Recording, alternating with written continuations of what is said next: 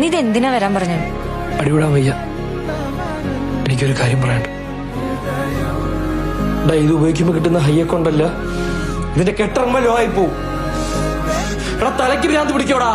എടാ അച്ഛന് സുഖമില്ലാതെ ഹോസ്പിറ്റലിൽ കൊണ്ടുപോയി പറഞ്ഞ് കോള് വന്നടാ. ഗവൺമെന്റ് ഹോസ്പിറ്റലാന്ന് പറഞ്ഞ. നീ ഒന്ന് പോയി നോക്കൂ. കുറച്ചു മുന്നേ. ഞാൻ പോവാ. ഹാഷിര എവിടെ പോവാ? ഞാൻ വിളിക്കാം. ഹാഷിര എവിടെ പോവാ? നീ ഉപദേശിക്കാൻ പറ്റിയ ഒരാള് ആദ്യം നീ നന്നാ, എന്നിട്ട് ഉപദേശിക്കാൻ പാടാ. ഞാൻ ഇവിടെ ഇല്ലേ, ടെൻഷൻ ആവാതിരി. നീ കയറി കണ്ടോ അച്ഛനെ?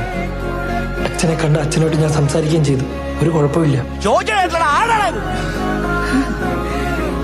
എന്റെയാ സാറേ? പോലീസുകാര് വീട്ടിൽ കയറി പൊക്കുന്ന അവസ്ഥ വരെ എത്തിച്ചല്ലേ കാര്യങ്ങൾ. ഇനി ജയിലിൽ കിടക്കുന്ന കാണാം. നീ അല്ലടാ പറഞ്ഞ എന്റെ അച്ഛനൊരു കുഴപ്പമില്ലാന്ന്. രാവിലെ ഉടുത്തൊരുങ്ങി പോണാണ്ട് കഴിഞ്ഞത്തോന്നും കളക്ടർ ഉദ്യോഗത്തിന് പോണെന്നു. വല്ലവന്റെ എച്ചിപ്പാത്രം എടുക്കത്തല്ല ഈ പോക്ക്. പപ്പടം പപ്പടം പപ്പടം. ആഹാ, നിനക്കിപ്പോ ഇതാണല്ലേ പണി? എന്റെ കൂടെയുള്ളവന്മാരൊക്കെ പുറത്തുപോയി രക്ഷപ്പെട്ടല്ലേ? പപ്പടം. നീ ഇങ്ങനെ പപ്പടം കളഞ്ഞ് നടന്നു കേട്ടോ. എന്റെ സ്കൂളിൽ പഠിച്ച തലവച്ച ചെറുക്കനാണ്. അന്നേ ഒരുപാട് പഠിക്കൂല. എനിക്കൊന്ന് കേക്കണ്ട. എനിക്കെന്റെ അച്ഛനെ വേണം. യുകെ പോണെന്ന് പറഞ്ഞിട്ട് എന്തായി? കൂടെയുള്ളവന്മാരെല്ലാം സ്വന്തം കാര്യം നോക്കി പോയില്ലേ?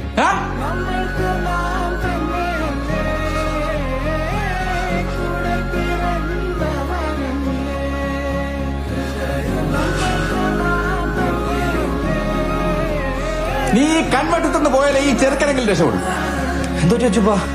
അത് ഞാൻ ആ പറമ്പിലൊന്ന് തെന്നി വന്നതാ. എന്നിട്ട് ഹോസ്പിറ്റലിൽ പോയില്ലേ? അതൊന്നും വേണ്ട, ചെറിയൊരു ചതവേ ഉള്ളൂ. കുഴപ്പമില്ല, ഹോസ്പിറ്റലിൽ പോവാ. വേണ്ട മോനെ. അല്ല, എന്റെ ആയിരുന്നു. എനിക്ക് പ്രശ്നം വരാതിരിക്കാൻ ഇക്കയറി ഏറ്റതാണത്. ഓ നല്ല ഇക്ക. കൂടെ കൊണ്ടുവരുന്ന എവനെയും കൂടെ നശിപ്പിച്ചപ്പോ നിനക്ക് മതിയായല്ലോ. ഇനി രണ്ടും കൂടെ വലിക്കാതിരിക്കണ്ട. കൂട്ടിയിട്ട് കത്തിച്ച് ആഴി പിടിച്ചാൽ മതി. നിനക്ക് എന്നെ കേട്ട് നല്ല ചെറുക്കനെ കിട്ടും.